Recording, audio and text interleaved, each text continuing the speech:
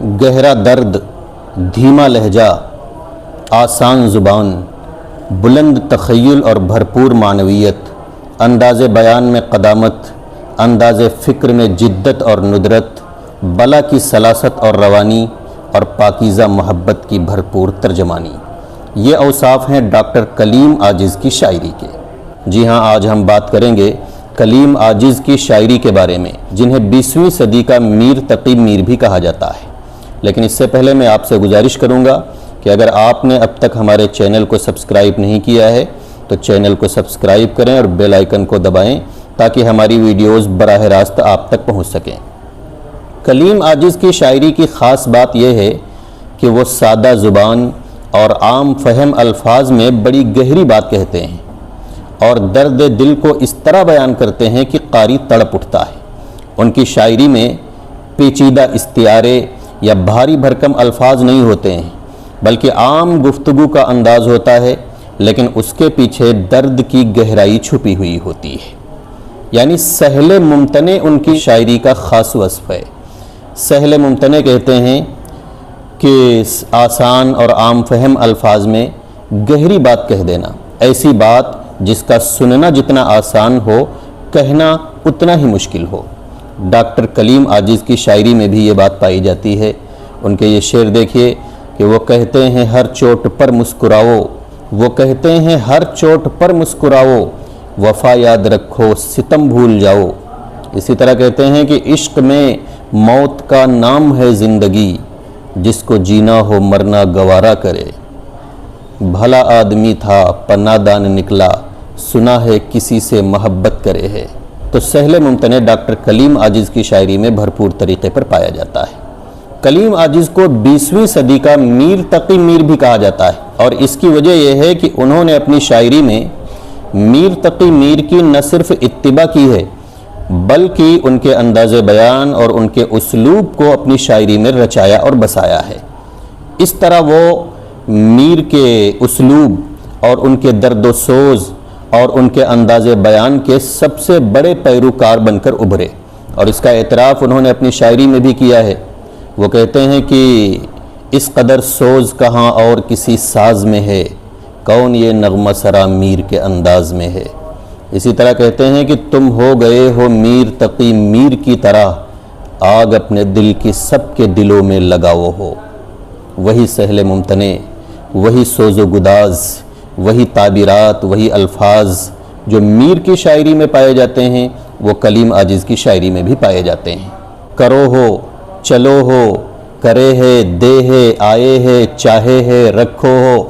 میر تقی میر کی وہ تعبیرات جو لگتا تھا کہ متروک ہو چکی ہیں اور لوگوں کے ذہنوں سے نکل چکی ہیں، کلیم عاجز کی شاعری میں وہ دوبارہ زندہ ہو جاتی ہیں، اور صرف زندہ ہی نہیں ہوتی ہیں بلکہ پوری رانائی اور پورے شباب کے ساتھ لوٹتی ہیں۔ کلیم عاجز کے یہ اشعار دیکھیے، کہتے ہیں کہ کس ناز سے کس انداز سے تم ہائے چلو ہو، روز ایک غزل ہم سے کہلوائے چلو ہو۔ رکھنا ہے کہیں پاؤں تو رکھو ہو کہیں پاؤں، چلنا ذرا آیا ہے تو اترائے چلو ہو۔ میں کوئی خامی ہے نہ ساغر میں کوئی کھوٹ، پینا نہیں آئے ہے تو چھلکائے چلو ہو۔ ہم کچھ نہیں کہتے ہیں کوئی کچھ نہیں کہتا، تم کیا ہو تم ہی سب سے کہلوائے چلو ہو۔ اسی طرح کہتے ہیں کہ میرے ہی لہو پر گزر اوقات کرو ہو، مجھ سے ہی امیروں کی طرح بات کرو ہو۔ ہم کو جو ملا ہے وہ تمہیں سے تو ملا ہے، ہم اور بھلا دیں تمہیں کیا بات کرو ہو۔ یوں تو ہمیں منہ پھیر کے دیکھو بھی نہیں ہو، جب وقت پڑے ہے تو مدارات کرو ہو۔ دامن پہ کوئی چھینٹ نہ خنجر پہ کوئی داغ، تم قتل کرو ہو کہ کرامات کرو ہو۔ بکنے بھی دو عاجز کو جو بولے ہے بکے ہے، دیوانہ ہے دیوانے سے کیا بات کرو ہو۔ تو میر تقی میر کا سوز و گداز اور میر تقی میر کا انداز بیان بھرپور طریقے پر کلیم عاجز کی شاعری میں پایا جاتا ہے۔ لیکن یہ بھی حقیقت ہے کہ کلیم عاجز نے اپنی شاعری میں میر تقی میر کی پیروی تو کی ہے، لیکن ایسا بالکل نہیں ہے کہ ان کے دامن میں میر کی اتباع کے علاوہ کچھ اور نہ ہو، بلکہ میر تقی میر کا انداز بیان اپنی جگہ، ان کے اسلوب کی پیروی اپنی جگہ، لیکن میر کی پیروی سے ہٹ کر بھی کلیم عاجز اپنی منفرد پہچان رکھتے ہیں۔ چنانچہ ان کے استاذ ہیں جمیل مظہری، وہ لکھتے ہیں کہ کلیم عاجز اپنی کیفیات میں میر کے فرما بردار تو ہیں، لیکن یہ نہ سمجھیے کہ ان کے دائرہ فکر و فن میں میر کی تقلید کے سوا اور کچھ نہیں ہے۔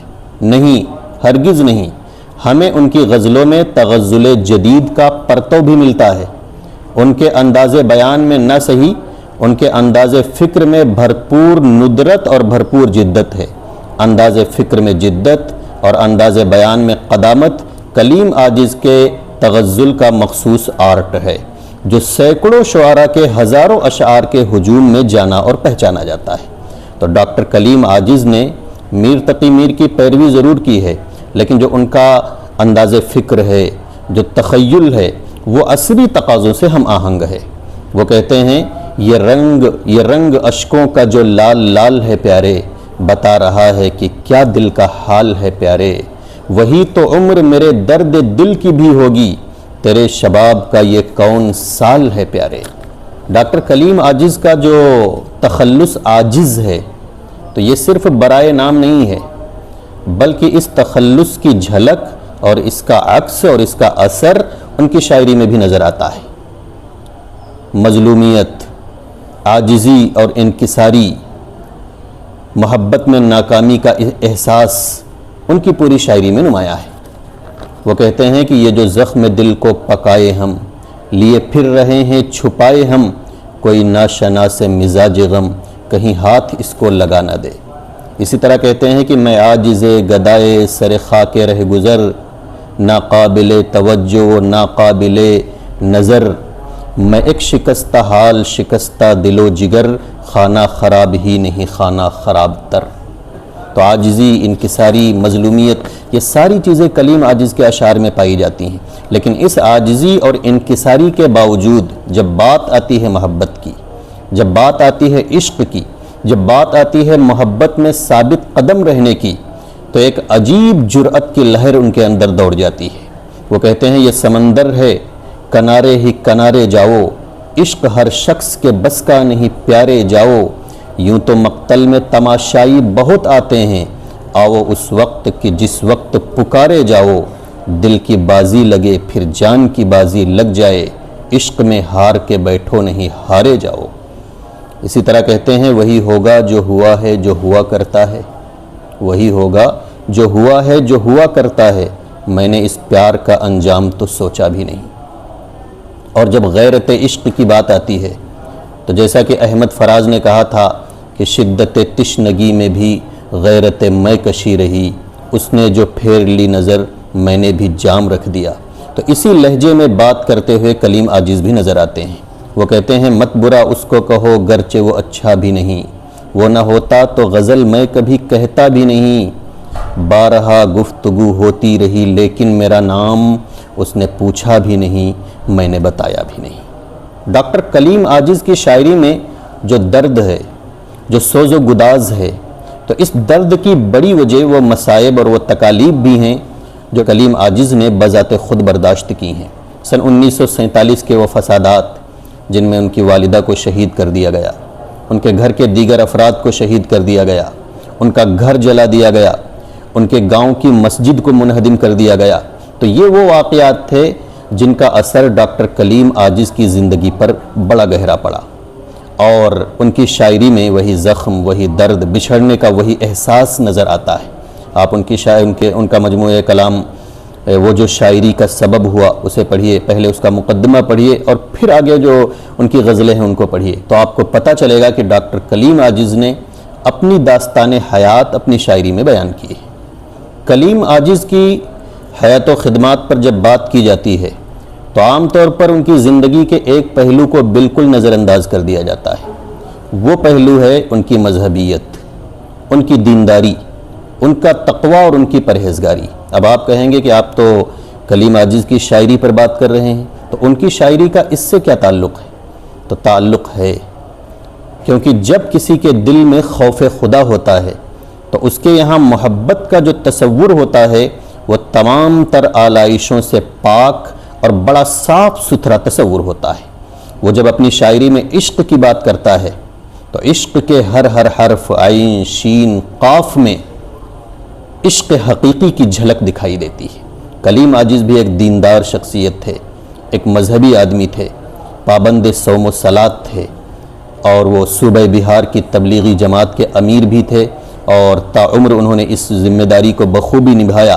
تو اسی تقوی، پرہیزگاری اور دینداری کا اثر ہے کہ ان کی شاعری میں محبت اور عشق کا جو تصور ہے وہ انتہائی صاف ستھرا اور سنجیدہ تصور ہے، اور ان کی شاعری درد سے معمور ہے، بلکہ جب وہ شعر پڑھتے تھے تو سراپا درد بن جاتے تھے۔ کلیم عاجز نے بہت سی نعتیں بھی لکھیں، حمدیں بھی لکھیں، اصلاحی نظمیں بھی لکھیں۔ ان کی وہ نظم بہت پسند کی گئی جو انہوں نے روضہ اقدس پر نبی اکرم صلی اللہ علیہ وسلم کو سنانے کے لیے لکھی تھی۔ بہت سے لوگوں نے وہ نظم روضہ اقدس پر پڑھی بھی، جس کے اشعار اس طرح ہیں کہ زخم کھائے ہوئے سرتاب قدم آئے ہیں، ہانپتے کانپتے یا شاہ آئے ہیں، آپ کے سامنے جس حال میں ہم آئے ہیں، ایسے مجرم کسی دربار میں کم آئے ہیں۔ ایک لمبی نظم ہے جس میں انہوں نے امت کے درد کو، امت پر آنے والے مصائب کو بیان کیا ہے اور نبی اکرم صلی اللہ علیہ وسلم کے دربار میں رکھا ہے۔